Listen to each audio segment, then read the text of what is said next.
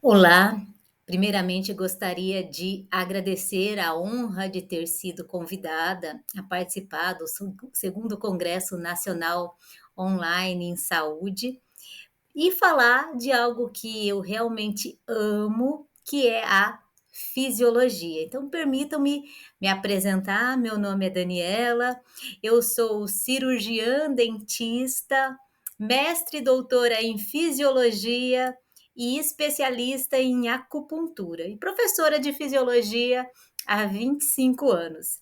E eu gostaria, assim, para que vocês consigam entender por que eu sugeri esse tópico, por que dominar a fisiologia é essencial, de falar um pouquinho da minha história. Afinal, digamos assim, eu sou uma dentista atípica, porque ao invés de optar por uma área clínica, eu escolhi, né, fazer a pós-graduação na área do estrito sensu em fisiologia. E por que isso?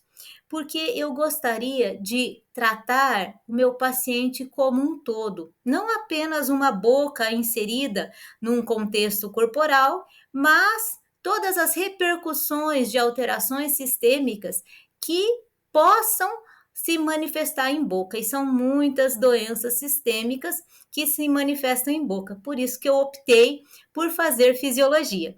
E quando eu terminei, né, a pós-graduação, o doutorado em fisiologia, depois de 5 anos estudando fisiologia, eu entendi que quem fez, fez muito bem feito.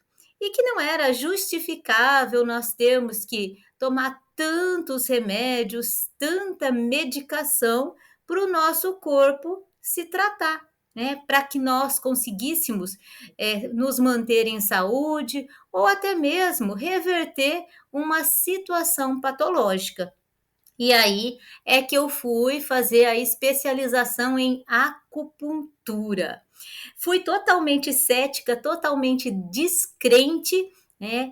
E quando iniciou ali o estudo da acupuntura, eu percebi que dentro da medicina chinesa, os chineses conseguiram identificar como o organismo funciona e manipular, digamos assim, através de estímulos em pontos corretos, que são chamados de acupontos, a liberação de substâncias químicas. Opa, Dani, peraí, você vai falar de dominar a fisiologia ou você vai falar de acupuntura?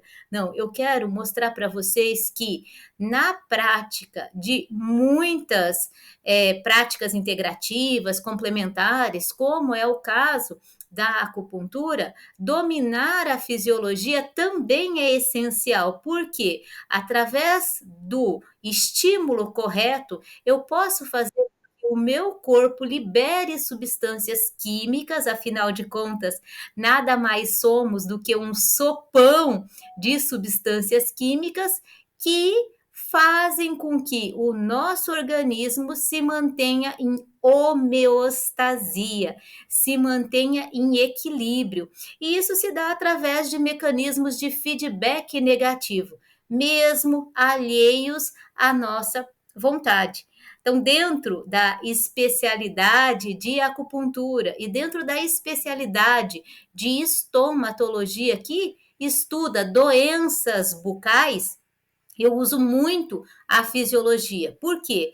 Como eu vou identificar o que é patológico se eu não sei o que é o fisiológico, o que é o normal? E por isso, né, dominar a fisiologia é essencial. Mas afinal de contas, falei, né? O que é a fisiologia?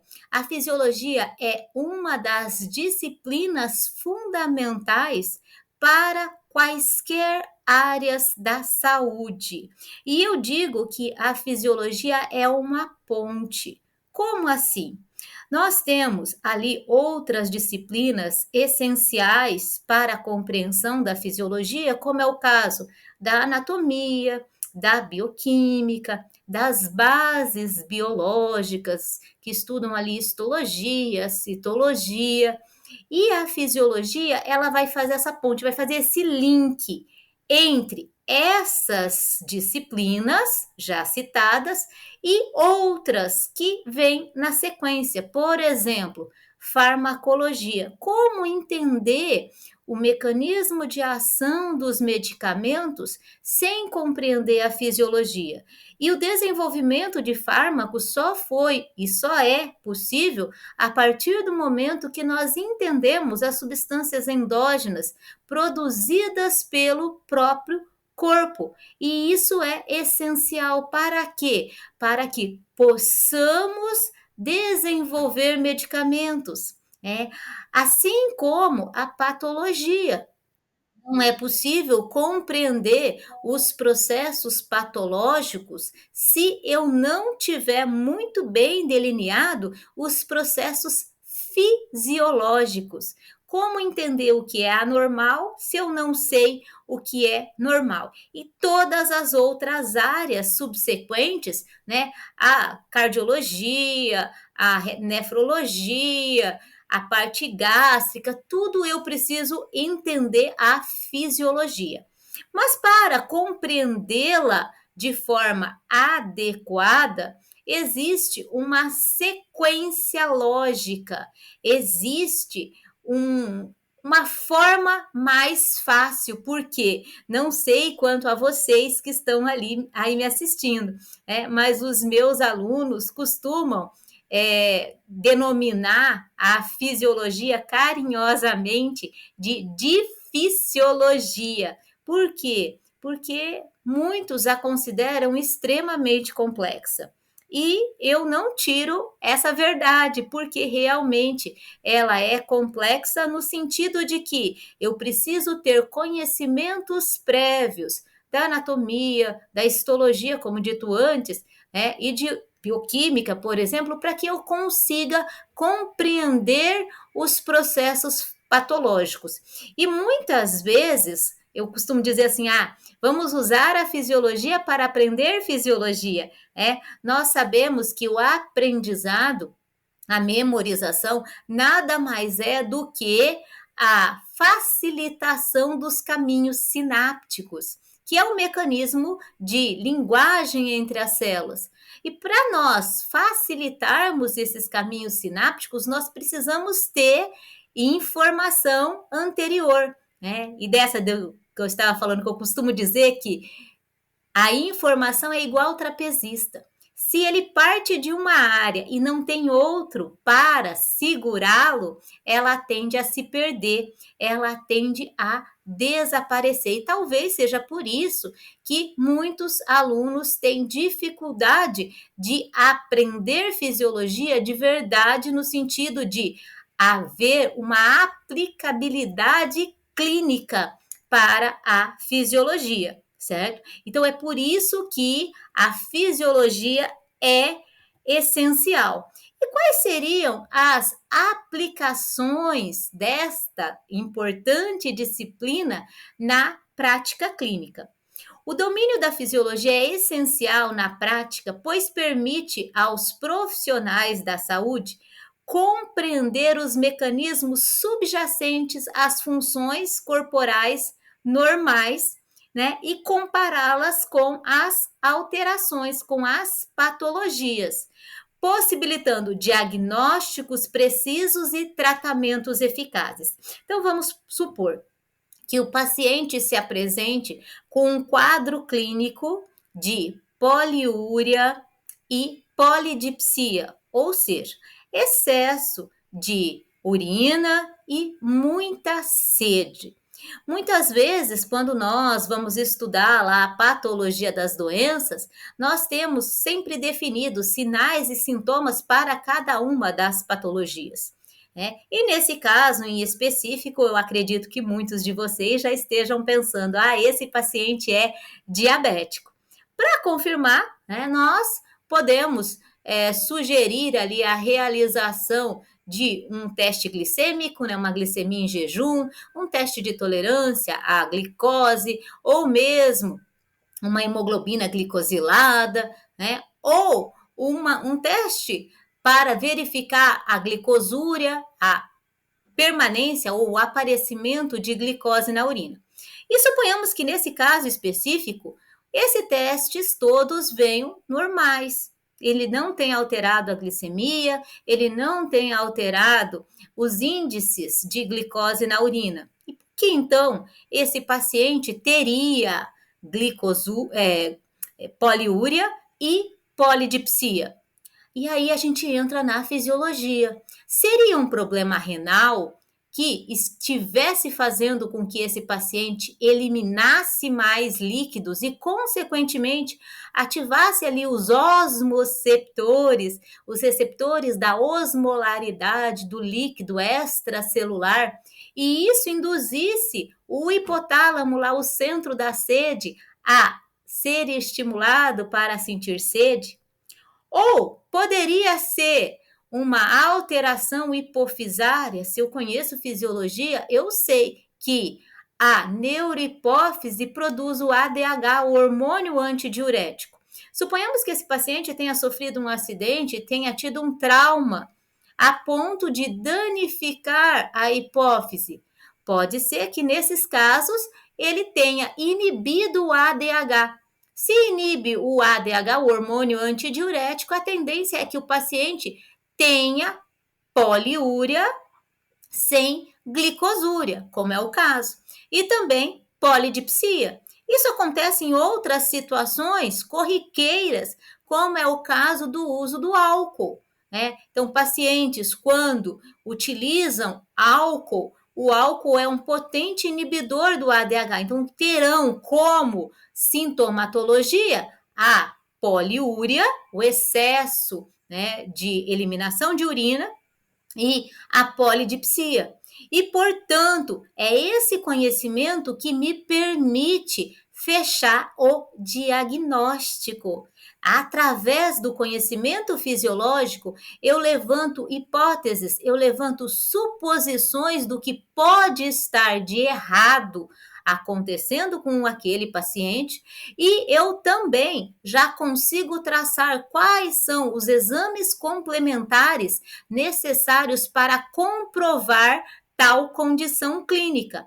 No caso de uma negativa através dos exames complementares, é importante esse conhecimento fisiológico para traçar investigações, para ser investigativo. Então, a fisiologia nos ajuda nesse processo investigativo. E o diagnóstico adequado, obviamente, nos permite um tratamento adequado. E tudo o que o paciente mais quer é que o profissional que ele procura, ao qual ele confia a sua saúde, seja resolutivo. E nesse contexto, muitas vezes o tempo é imperioso no processo. Por quê? Se você retarda o diagnóstico, você muitas vezes pode fazer com que o quadro clínico do paciente se agrave.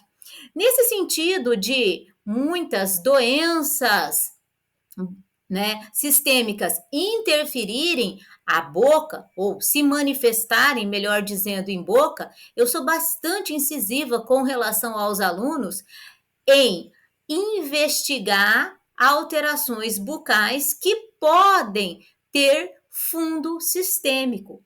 Vamos lá, num exemplo bem clássico, né? As primeiras manifestações da leucemia acontecem em boca, né? O paciente geralmente ele vai ter uma gengivite, sangramento, né? Petequias, diminuição da imunidade, né? A tendência a hemorragias. Se o profissional, nesse caso, o dentista, não estiver atento, muito provavelmente ele vai fazer um diagnóstico como se fosse uma gengivite, uma doença periodontal, e vai negligenciar a condição sistêmica subjacente desse paciente. E isso pode significar um mau prognóstico. Por quê? Porque vai retardar o diagnóstico. E ele só consegue fazer essas associações, fazer essa interrelação a partir do momento que ele tem conhecimento da fisiologia. Portanto, há uma grande aplicabilidade da fisiologia na prática clínica, tá? E a fisiologia vai auxiliar imensamente no diagnóstico. Vamos supor que o paciente nos procure com uma alteração gastrointestinal, certo? Ele tem diarreia, ele tem vômitos, tá? E ele tem alterações também relacionadas à densitometria óssea alterada. Então, há muitos casos de pacientes que têm osteoporose, né, decorrente de fatores gastrointestinais. Por exemplo, se o paciente tem uma doença de Crohn ou se ele tem uma doença celíaca, ele tem, ou uma síndrome do intestino irritável, ele tem dificuldades na absorção de nutrientes. E essa dificuldade na absorção de nutrientes pode impactar no metabolismo ósseo, né? No cálcio, por exemplo.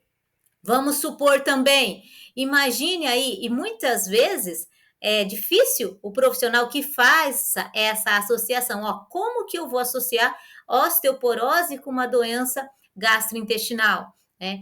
Muitas vezes, outra possível associação ali que o conhecimento da fisiologia auxilia no diagnóstico é, por exemplo, vamos pegar na mesma situação pacientes osteoporóticos. A osteoporose é uma doença que afeta milhões de pessoas, principalmente com relação às microfraturas, microtraumas, e ela está cada vez mais comum. Se o paciente tem uma insuficiência renal, e hoje cada dia é mais comum pacientes com insuficiência renal, até pelo excesso do uso de medicamentos, principalmente anti-inflamatórios não esteroidais, qual é a tendência? A tendência é que, além dos sintomas clássicos que esse paciente há de apresentar, né, anemia, por falta da eritropoetina, induzir a maturação de hemácias, né? Hipertensão arterial, se ele tiver uma insuficiência renal, nós sabemos que os rins são os principais órgãos de controle a longo prazo da pressão arterial, então ele vai tender a ter uma insuficiência renal, desculpa, uma hipertensão arterial secundária à insuficiência renal, e ele pode ter osteoporose dependendo do quê? Dependendo, por exemplo, da falta da ativação da vitamina D, né? A ação clássica da vitamina D é justamente o quê? A ativação dos receptores para absorção de cálcio a nível intestinal. Então, ele pode ter ali uma dificuldade, né, na absorção de cálcio, e isso pode repercutir na osteoporose. Então, conhecer esse mecanismo fisiológico me permite raciocinar em cima das possibilidades de alterações que o paciente esteja apresentando. E com relação à vitamina D, vamos colocar aqui também, né, muitos trabalhos têm demonstrado o efeito imunológico da vitamina D, né? Pacientes que têm baixas taxas da vitamina, eles tendem a ter mais tendências a infecções. Isso foi muito comprovado pós-Covid-19, que os pacientes que desenvolveram a doença numa situação mais grave eram justamente aqueles que tinham os índices de vitamina D baixos. Portanto, se o paciente não se expõe ao sol de forma adequada, ou se tem uma deficiência hepática, onde acontece a primeira hidroxilação da vitamina D, ou renal, onde acontece a segunda, é um paciente que vai ter o seu sistema imunológico comprometido e ele vai estar mais sujeito ao desenvolvimento de doenças, não apenas, né, se tratando da Covid-19, mas de várias outras doenças. E aí o que acontece? O conhecimento da fisiologia é fundamental para o diagnóstico, porque nos permite identificar e conhecer alterações funcionais no organismo. Aquele quebra-cabeças de 5.000 peças, eu digo sempre assim, fisiologia é um quebra-cabeça de 5.000 peças. Conforme você vai entendendo os processos fisiológicos, essas peças vão se ligando e você consegue abrir a sua mente de forma a tratar o paciente diferenciado, né?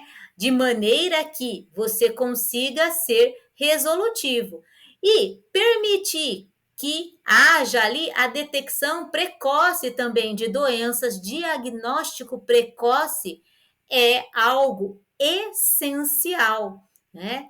E escolha de intervenções terapêuticas adequadas. Nesse contexto, existem doenças, por exemplo, eu gosto muito do diabetes para entender toda a fisiologia, porque são doenças, nesse caso, o diabetes, por exemplo, que engloba alterações numa série de sistemas, né? E isso daí vai permitir que o profissional ou que o acadêmico desenvolva um senso de raciocínio e não apenas seja um seguidor de protocolos. Nós temos muitos problemas, né, com aquele indivíduo, aquele profissional que não consegue raciocinar em cima dos conhecimentos fundamentais, e os conhecimentos fisiológicos são fundamentais para o desenvolvimento de uma terapêutica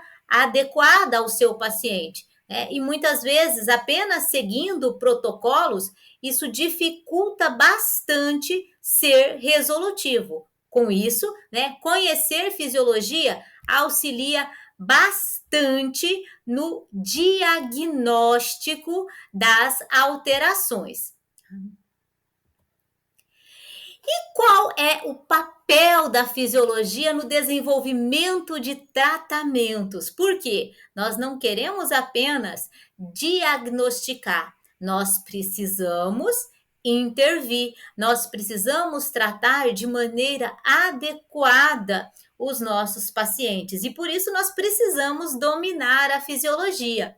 A fisiologia é indispensável no desenvolvimento de tratamentos eficazes, pois oferece uma compreensão detalhada dos processos biológicos e funcionais do corpo humano. Imagine que você vá auscultar um paciente, né?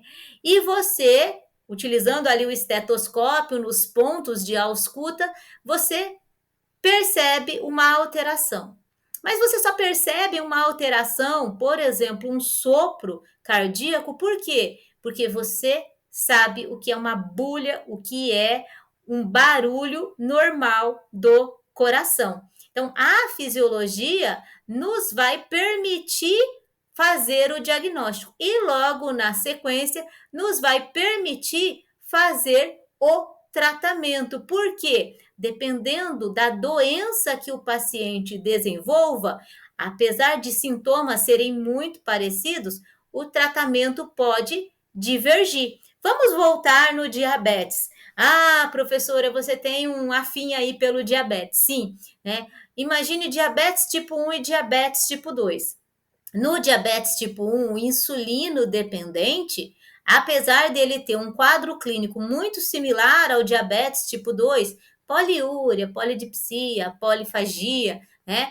Nós vamos ter o quê? Nós vamos ter um tratamento totalmente diferente. Por quê? No diabetes tipo 1, nós temos a destruição total ou parcial das células beta pancreáticas e, consequentemente, a não liberação de insulina. E nesses casos, o tratamento é feito através da reposição com injeções de insulina, diferente do diabetes tipo 2, que apesar de o pâncreas continuar produzindo insulina, os receptores de insulina acabam se tornando resistentes. Por isso é chamado de diabetes insulino resistente. E nesse caso, não adianta a ingestão de insulina. Nós vamos ter outras formas para induzir a contenção da doença. E, inclusive, nesse aspecto, olha como conhecer fisiologia nos ajuda no tratamento. Se eu sei que para a insulina agir é importante que os GLUT, que são os transportadores da glicose, estejam ativos, né? Muitos desses glúteos estão na membrana das células, outros glúteos estão internalizados, alguns deles na membrana só são ativos através da ação da insulina. Outros internalizados, eles só migram para a membrana pela ação da insulina ou, por exemplo, através da atividade física. Portanto, se eu conheço a fisiologia, eu posso auxiliar no tratamento por esse conhecimento. Eu vou dizer para o paciente: olha, eu preciso que você pratique atividade física, porque a partir do momento que você pratica atividade física, os seus receptores de insulina vão ser ativados. Um outro exemplo muito comum, né, que eu posso utilizar a fisiologia para a contenção da doença é também, dentro da atividade física, o controle da hipertensão arterial, né? Nós temos mecanismos de controle a curto prazo e a longo prazo da pressão. Vamos pensar aqui nos mecanismos de controle a curto prazo, que se dão através dos baroceptores aórtico e carotídeo. O que esses baroceptores são? Nada mais do que mecanoceptores que captam alterações mecânicas do vaso. Vamos lá num exemplo. Fisiologia ensina, a gente aprende muito nos exemplos, né? Suponhamos que você levante abruptamente, de repente dá aquela hipotensão postural, aquela tontura, né? O que rapidamente os baroceptores vão fazer? Vão encaminhar estímulos para o centro cardiocontrolador, vão ativar simpático e inibir parasimpático. Para quê? Para que haja, no caso da queda da pressão, taquicardia, vasoconstrição, para a pressão aumentar. Ah, mas Dani, se nós temos esse controle rápido da pressão, por que muitos pacientes desenvolvem diabetes? Ou, desculpa, hipertensão?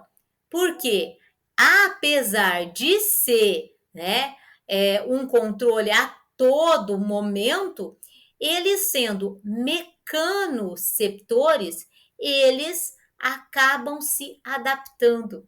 Né? Há uma adaptação. Ninguém está pensando na roupa que está vestindo. Está pensando agora porque eu falei. Né? Porque os mecanoceptores se adaptam. Então, se a pressão se mantiver elevada ali, 13/9, 14/9, eles vão começar a considerar esta como sendo a pressão normal. E aí eles deixam de agir de maneira eficaz.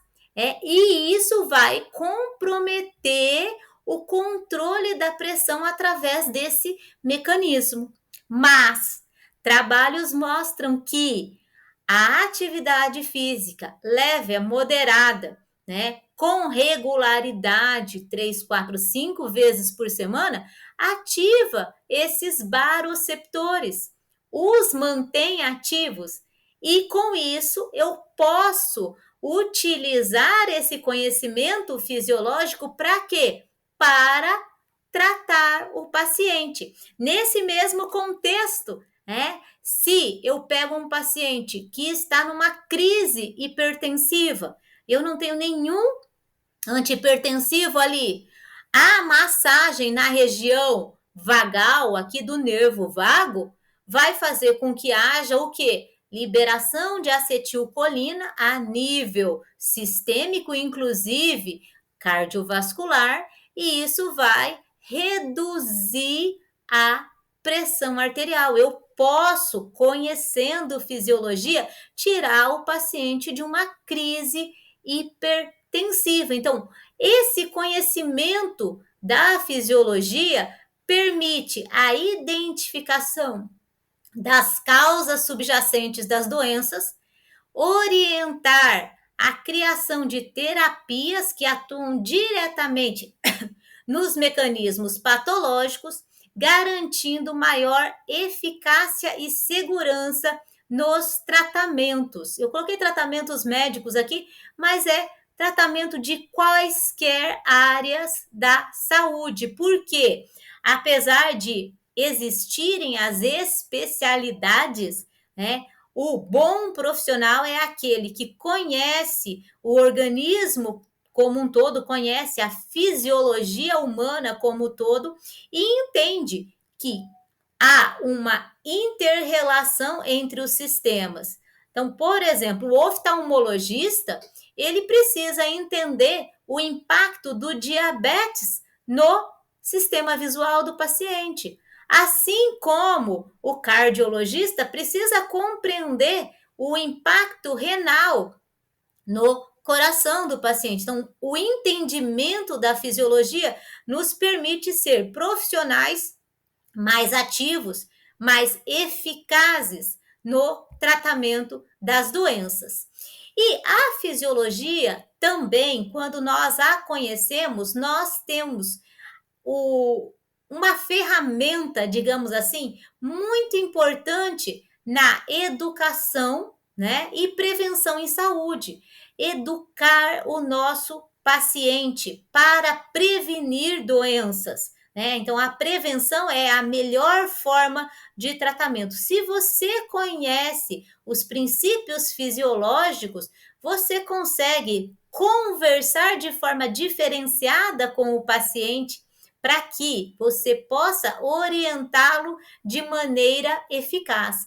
Portanto, a fisiologia desempenha um papel crucial na educação e prevenção em saúde, ao fornecer uma base sólida para entender como o corpo funciona e como manter o seu equilíbrio. Ninguém aqui está falando para você, como profissional da saúde, dar uma aula de fisiologia ao seu paciente, não é nada disso.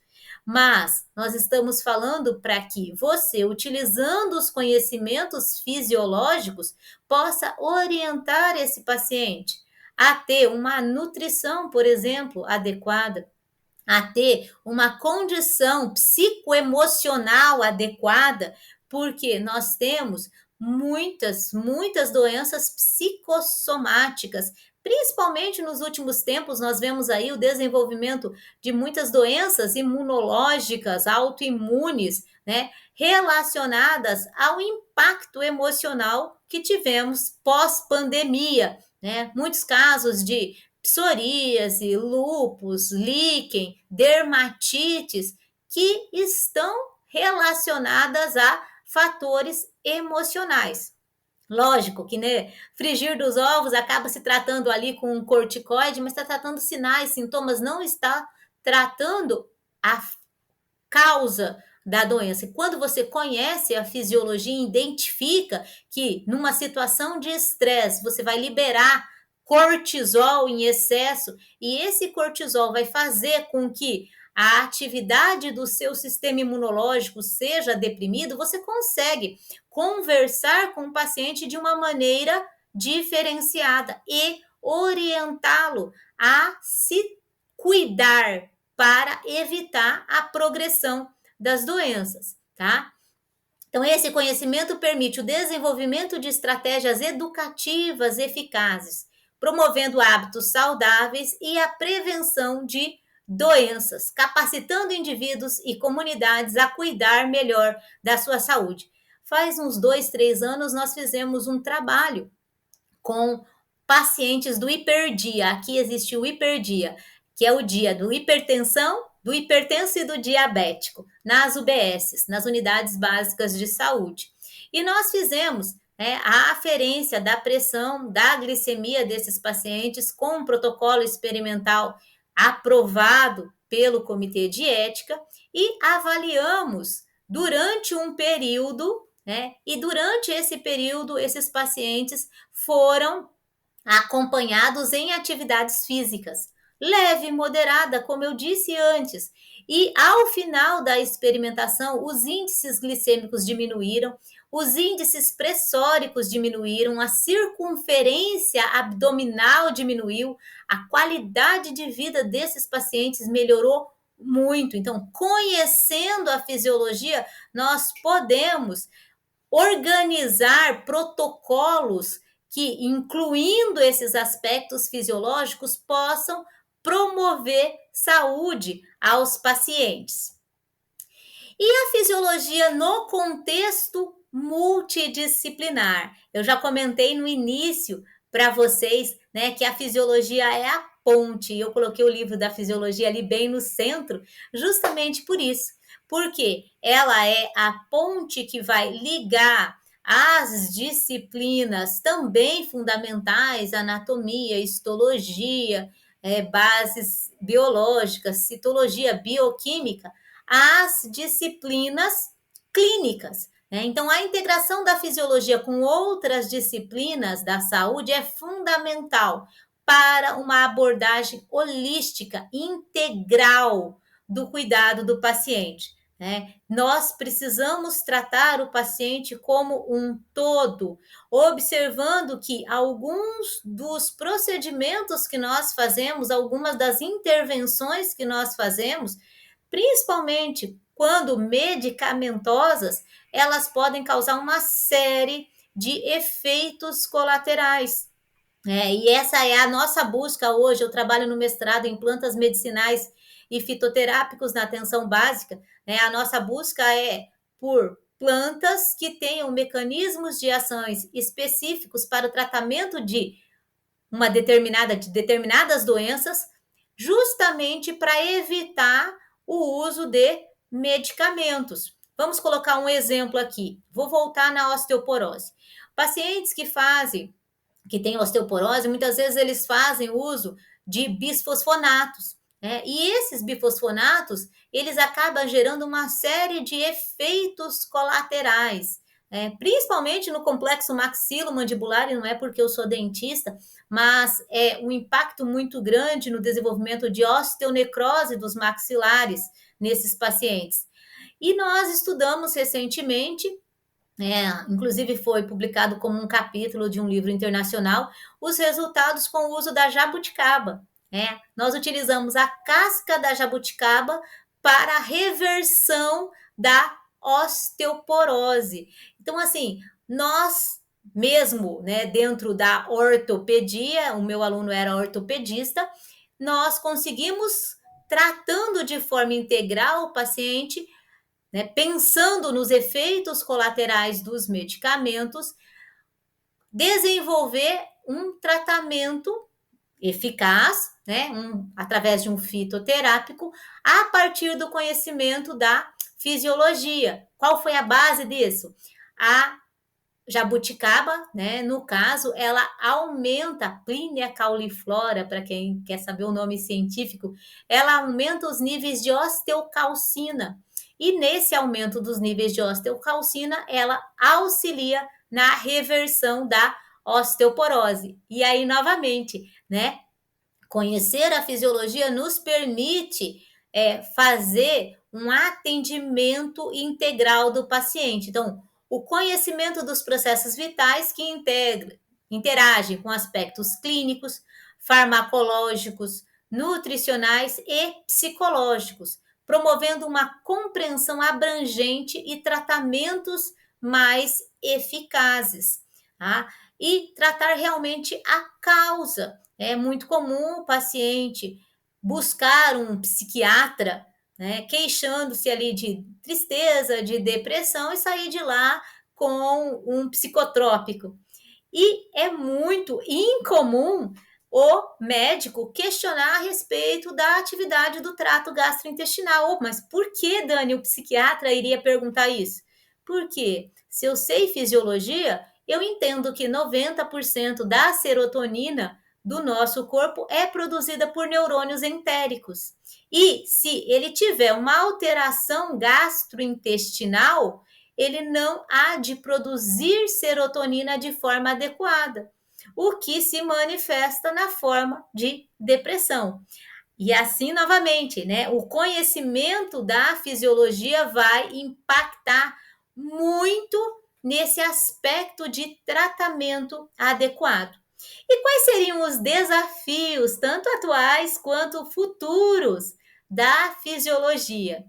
É, esses desafios incluem a compreensão de sistemas complexos e doenças multifatoriais. Nós temos aí, né, várias doenças com aspectos multifatoriais que dificultam um pouco o tratamento. Afinal de contas, se eu não sei exatamente qual é a causa ou se há muitas causas, é mais complexo eu intervir. Enquanto as perspectivas futuras apontam para avanços na biotecnologia e na medicina personalizada. Imagine você conhecer fisiologia de forma aprofundada, te permite sim fazer um tratamento personalizado ao seu paciente, o que vai, né, promover ali uma revolução no diagnóstico e no tratamento, assim como também na prevenção de doenças, inclusive a nível molecular. Por exemplo, o nutrólogo, ele pode utilizar esses conhecimentos fisiológicos para, né, prescrever um cardápio adequado àquele paciente que precisa de nutrientes XYZ para evitar o desenvolvimento, por exemplo, de uma doença que ele já tem tendência genética a desenvolver. Então, hoje, conhecer fisiologia é essencial para permitir que o profissional se destaque no mercado de trabalho. Então, dominar a fisiologia faz toda a diferença. Portanto, né, o domínio da fisiologia é essencial para todos os profissionais de saúde, pois proporciona uma compreensão profunda dos mecanismos do corpo humano, possibilitando diagnósticos precisos, tratamentos eficazes, estratégias de prevenção e uma prática clínica integrada, obviamente baseada em evidências. E isso vai permitir melhores resultados para os pacientes e, consequentemente, avanços contínuos, não apenas na medicina, mas em todas as áreas da saúde, porque o corpo é integral, né? Não adianta, eu sou fisioterapeuta, eu tenho que ter um conhecimento integral. Eu sou dentista, eu tenho que ter um conhecimento integral. Eu sou nutricionista, eu preciso ter esse conhecimento integral. Para quê? Para eu permitir oferecer um tratamento diferenciado e eficaz para os nossos pacientes, né? Transformar a saúde, não apenas sermos, melhor dizendo, verdadeiramente profissionais da saúde e não profissionais da doença, porque os pacientes nos procuram quando eles já estão com a doença instalada. Conhecer fisiologia nos permite fazer esse impasse aí, né, de evitar que a doença se instale. E eu gostaria novamente aqui de agradecer a comissão organizadora, espero ter me feito clara na minha explanação sobre o porquê dominar a fisiologia é importante. Esses daqui são as minhas redes sociais, para quem quiser me seguir lá no Instagram, para quem quiser me acompanhar no canal do YouTube. E esse QR Code, se vocês escanearem o QR Code, preencherem os dados, eu vou encaminhar a vocês ali, né, fazer um sorteio e encaminhar aos sortudos um e-book que justamente fala sobre isso, a importância de aprender fisiologia. Ele é voltado a acadêmicos de medicina, mas se aplica a acadêmicos de todas as áreas da saúde. E estou aberta a dúvidas, a questionamentos, caso queiram fazer alguma pergunta, podem mandar lá no direct do Instagram. E novamente agradeço o convite para estar aqui. É uma honra, é uma imensa alegria falar sobre fisiologia. E espero que vocês tenham captado essa informação sobre a importância do conhecimento da fisiologia. Um grande abraço a todos, muito obrigada novamente.